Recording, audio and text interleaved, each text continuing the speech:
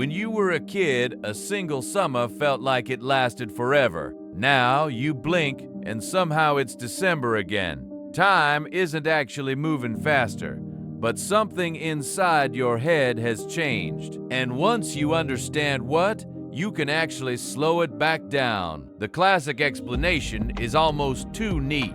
It says each year feels shorter because it's a smaller slice of your whole life. To a 5-year-old, 1 year is a fifth of everything they've ever known. To a 50-year-old, it's barely 2%. It's elegant, it's quotable, and it's probably wrong because it predicts time should change smoothly every year. And that's just not what people report. Here's the real thing. You don't have one sense of time, you have two. And they completely disagree. There's time in the moment, how slowly a boring afternoon crawls by while you're stuck in it. And there's time in memory, how long a whole year feels when you look back on it. Your brain doesn't measure a year with a stopwatch. It estimates it by counting memories, specifically new ones. When you're young, almost everything is a first. First day of school, first heartbreak, first time seeing the ocean. Your brain records these in vivid detail so the year feels packed and long.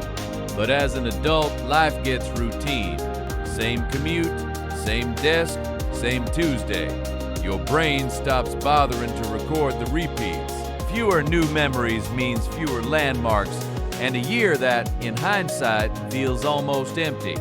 And empty feels fast. There's a second theory, and it's a little more unsettling. When you're young, your brain takes in more mental images per second, almost like a higher frame rate. More snapshots per second makes each second feel fuller and slower. As that rate drops with age, time seems to slip past faster. Honestly, no one's 100% sure which theory wins. It might be both at once. Now the good news.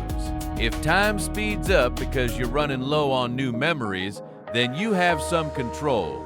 Break the routine, take a different route home, learn a skill, go somewhere you've never been. Novelty forces your brain back into record everything mode, and that stretches time back out. So time isn't really accelerating. Your brain is just keeping a thinner diary as life gets predictable, and the fix is almost poetic. The more new things you do, the more time you get back. Not on the clock, but in the only place that actually counts your life, your memory of it. If this gave you a fresh way to see something every day, subscribe.